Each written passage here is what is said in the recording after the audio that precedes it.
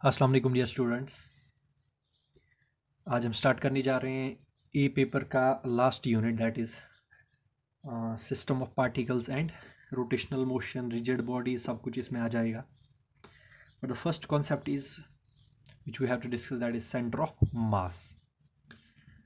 हमने अभी तक पढ़ा है, अगर हम देखेंगे न्यूटन्स लॉज ऑफ मोशन की बात करेंगे। हमारे पास एक पार्टिकल है, उसका सपोज मास होगा m, एक्सेलेरेशन a, और उस पर फोर्स लगेगा F, तो we can safely say that F is equal to ma। अब अगर पार्टिकल नहीं है, बॉडी है, ठीक है, तो body is made up of a large number of particles, ठीक है। तो हम अलग अलग अप्लाई नहीं कर सकते हैं Newton second law of motion हर एक पार्टिकल पे, फिर उसकी इक्वेशन लिखेंगे, फिर पूरे बॉडी के लिए लिखेंगे, ऐसा नहीं है। इसीलिए हम डिस्कस करते हैं या इंट्रोड्यूस करते हैं concept, that is centre of mass. Centre of mass, centre of मास क्या होता है? किसी भी बॉडी में एक ऐसा पॉइंट जहाँ पे सारा मास बॉडी का कॉन्सेंट्रेट होगा, और जो भी एक्सटर्नल फोर्स एक्ट करेगा वो उसी पॉइंट पे एक्ट करेगा, that point is called as centre of mass. तो it is that point which, मतलब जो जब बॉडी चलेगी तो ये पॉइंट ऐसे चलेगा कि लगेगा सारा मास वहीं पे है। That point which moves as if whole mass is concentrated there and all the external forces are applied there only। एक ऐसा पॉइंट बॉडी में जो ऐसे चलेगा कि जैसे लगेगा सारा मास वहीं पे है, बॉडी का सारा मास कॉन्सेंट्रेट है उसी पॉइंट पे, एंड जो भी बॉडी पे एक्सटर्नल फोर्सेस लग रहे हैं वो वहीं पे अप्लाई होंगी उस पॉइंट पे। That point is called as centre of mass. ये जरूरी नहीं है कि बॉडी के अंदर हो, it can be outside the body, it can be inside the body. Body में बहुत सारे पार्टिकल्स हैं, तो उन कलेक्शन को हम कह सकते हैं system of particles. System of particles, ये टू पार्टिकल सिस्टम भी हो सकता है, थ्री पार्टिकल। जैसे टू पार्टिकल सिस्टम की अगर हम सिंपल एग्जांपल लेंगे, दो बॉल्स हमारे पास है, दो बॉल्स, उनके बीच कुछ डिस्टेंस है, this is system of two particle. या अगर आप लोग कोई भी माइक्रोस्कोपिक लेवल पे देखेंगे, कोई भी डायटोमिक मॉलिक्यूल देख लीजिए आप, hydrogen molecule, oxygen molecule, this is system of two particles.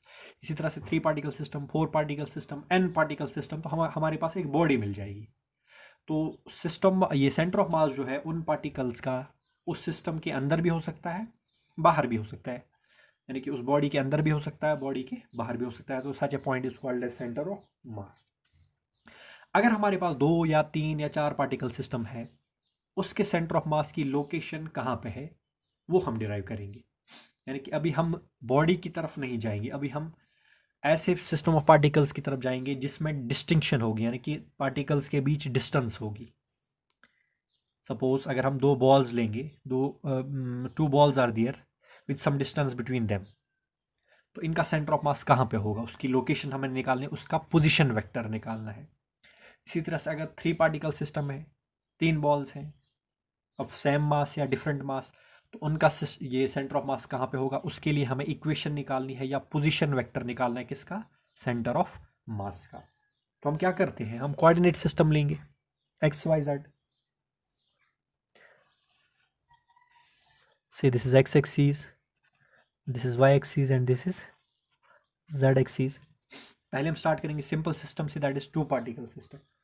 हमारे पास टू पार्टिकल सिस्टम है, एक पार्टिकल है ए, दूसरा पार्टिकल है B.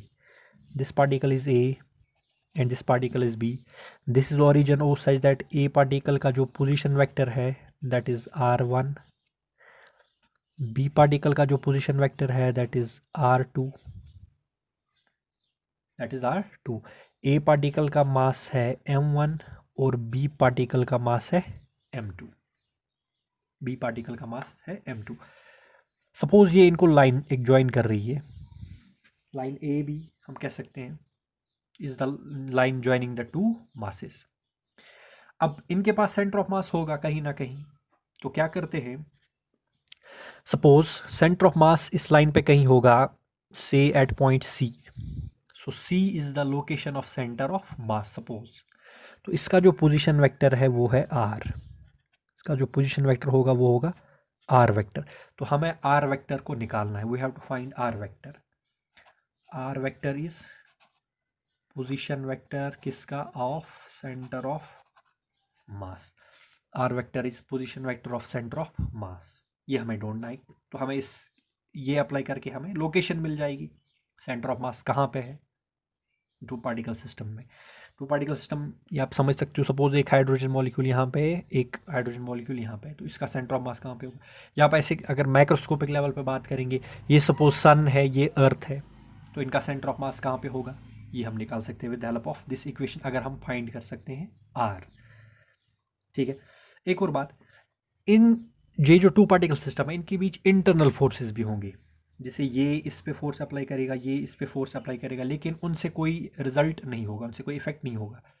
Internal forces always cancel out each other according to Newton third law of motion. ठीक है, तो no result due to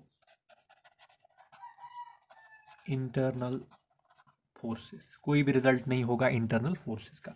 suppose इस पार्टिकल ए पे जो एक्सटर्नल फोर्स होगा वो होगा F1, इस पार्टिकल बी पे जो एक्सटर्नल फोर्स होगा दैट इज सपोज F2। तो F1 and F2 are the external forces on the two particles.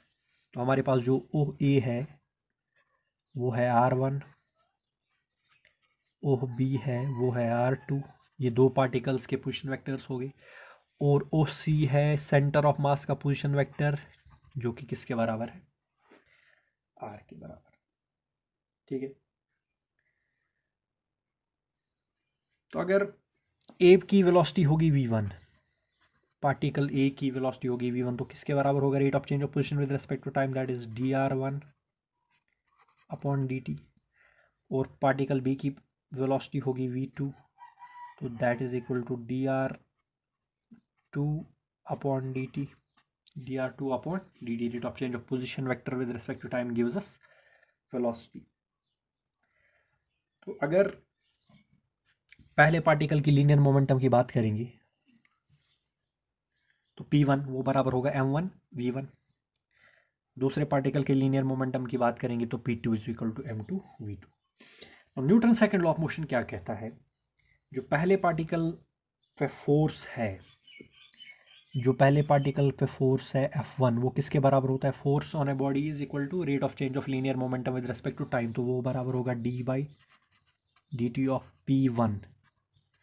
यानी कि पहले पार्टिकल का जो लीनियर मोमेंटम है उसका रेट ऑफ चेंज लिया विद रिस्पेक्ट टू टाइम, तो हमें मिलेगा फोर्स ऑन फर्स्ट पार्टिकल। इसी तरह से d/dt ऑफ P2 यानी कि rate of change of linear momentum of second particle gives us force on second particle F2। और यहाँ पे इंटरनल फोर्सेस को हमने काउंट नहीं किया है क्योंकि वो क्या होते हैं, cancel. We are discussing about external force. तो अगर हम टोटल मास ऑफ सिस्टम की बात करेंगे तो हमारे पास जो सिस्टम है वो दो पार्टिकल्स का बना है, तो उसका टोटल मास क्या होगा, m1 प्लस m2। अच्छा, total external force on the system क्या होगा, F1 प्लस F2। ठीक है, तो ऐड करेंगे दोनों को, तो d/dt of P1 plus d/dt of P2 किसके बराबर होगा, F1 vector plus F2 vector, जो के बराबर होगा total external force F, total external force F। अब हम इसको खोल सकते हैं, d/dt ऑफ P1 का value m1 v1 plus m2 v2, मैंने d/dt को कॉमन किया, सम रूल, ठीक है, इज इक्वल टू F। अब d/dt ऑफ m1 v1 की जगह हम लिख सकते हैं, m1 v1 की जगह हम लिख सकते हैं d/dt of r1, d/dt of r1 plus m2 d/dt of r2 vector किसके बराबर आया, external force F, external force F। अब हम डी बाई डी टी को फिर से बाहर निकाल सकते हैं, तो हमें मिल जाएगा d two by d t two, double differentiation with respect to time. ये देखिए v1 v2 की जगह हमने डाला d by d t of R1 d by d t of R2, ठीक है। अब ये जो double d by d t आया इसको कॉमन किया बाहर, अंदर क्या बचा, m1 R1 plus m2 R2 is equal to total external force F, ठीक है। इस इक्वेशन को हम फिर से लिखेंगे। यहाँ पे हमें क्या मिला, d two by d t two into m1 R1 plus m2 R2 is equal to total external force on the system that is F। अब ये जो इक्वेशन है,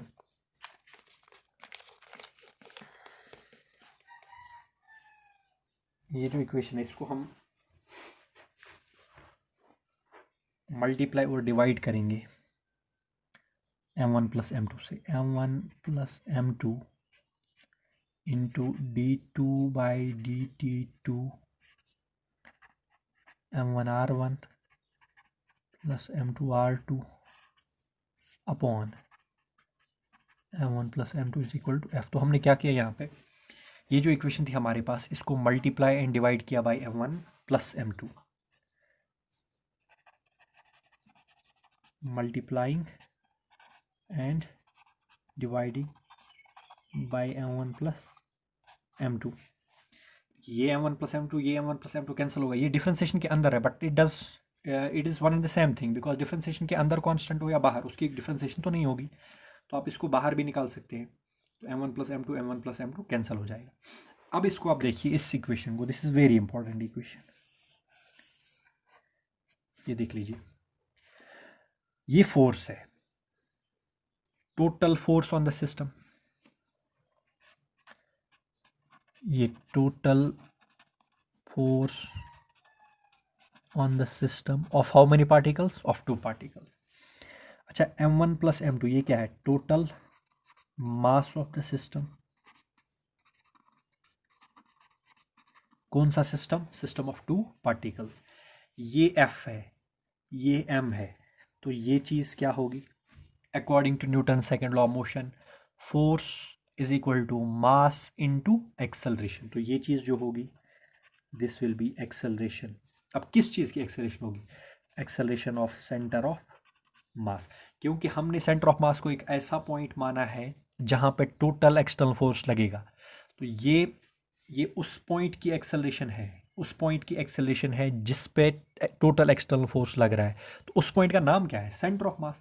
तो this d2 by dt2 of this is acceleration of centre of mass, this is acceleration of centre of mass. तो आपको पता होना चाहिए, अगर मैं acceleration of centre of mass लिखूं तो ACM, ऐसे ACM वेक्टर किसके बराबर होगा, d2 by dt2 into m1 R1 plus m2 R2 upon m1 plus m2। हाँ, मैं कह रहा था कि आपको ये पता होना चाहिए, एक्सेलरेशन जो है, लेफ्ट साइड में एक्सेलरेशन है, इस पे डबल डिफरेंशिएशन है। तो किस चीज़ की डबल डिफरेंशिएशन एक्सेलरेशन के बराबर होती है, यानी कि अगर आपके पास पोजीशन वेक्टर है, उसको आप डिफरेंशिएशन करोगे आपको मिल जाएगी वेलोसिटी, फिर वेलोसिटी को डिफरेंशिएशन करोगे आपको मिल जाएगी एक्सेलरेशन। या अगर मैं ऐसे कहूँ कि अगर आप पोजीशन वेक्टर की डायरेक्टली करोगे डबल डिफरेंशिएशन, तो आपको क्या मिल जाएगी, एक्सेलरेशन। ये एक्सेलरेशन के बराबर है, ठीक है। और इसमें इस चीज़ की जो ब्रैकेट में है, इसकी डबल डिफरेंशिएशन की गई है, इस चीज़ की डबल डिफरेंशिएशन की गई है, तो आपको मिल गई एक्सेलरेशन। तो ये जो ब्रैकेट में चीज़ है, ये क्या होगा, ये होगा position vector of centre of mass. तो position vector of centre of mass हमने किससे डिनोट किया है, R से, किसके बराबर होगा, m1 R1 plus m2 R2 divided by m1 plus m2। तो Newton second law of motion use करके हमने फाइंड की equation of position vector of centre of mass, mass of first particle into position vector of first particle plus mass of second particle into position vector of second particle divided by total mass of the system, total mass of the system. तो अगर हम इसको product form में लिखेंगे तो क्या आएगा, m1 plus m2 into R vector is equal to m1 r1 plus m2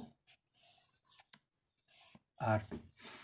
तो जो पोजीशन वेक्टर होता है, पोजीशन वेक्टर किसका, सेंटर ऑफ मास का, उसका अगर आप प्रोडक्ट निकालोगे total mass of the system से, product of position vector of centre of mass किसके साथ, total mass of the system, वो बराबर होता है सम, किसका सम, मास का प्रोडक्ट पहले पार्टिकल के पोजीशन वेक्टर के साथ, मास का प्रोडक्ट दूसरे पार्टिकल के पोजीशन वेक्टर के साथ, और उन दो प्रोडक्ट्स का सम।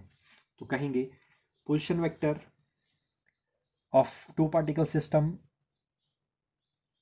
ऐसा होता है सच दैट इसका प्रोडक्ट अगर हम करेंगे total mass of the system के साथ, वो प्रोडक्ट बराबर होता है sum of products of masses of particles and their respective position vectors.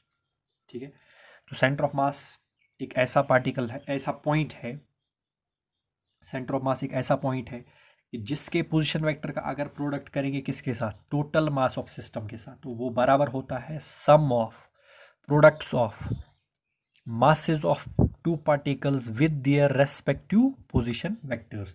तो this is another definition of centre of mass.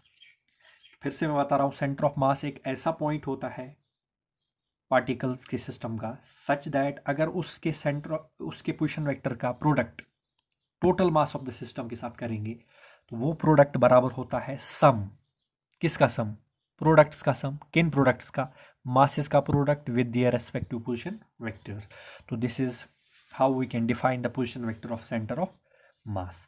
तो बाकी डिस्कशन हम नेक्स्ट लेक्चर में अप्लाई करेंगे और यहीं से स्टार्ट करेंगे इस इक्वेशन से। Thank you.